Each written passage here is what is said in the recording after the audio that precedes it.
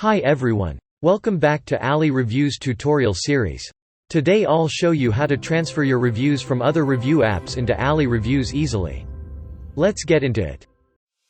To import reviews, please open the Get tab on the main menu.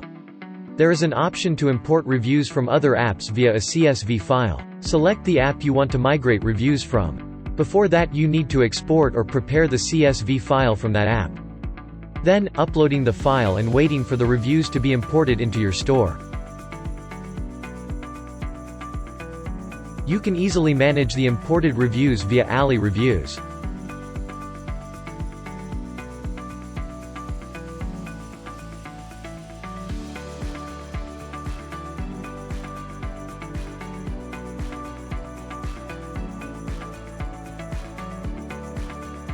It's all done. Open the product page to check your reviews.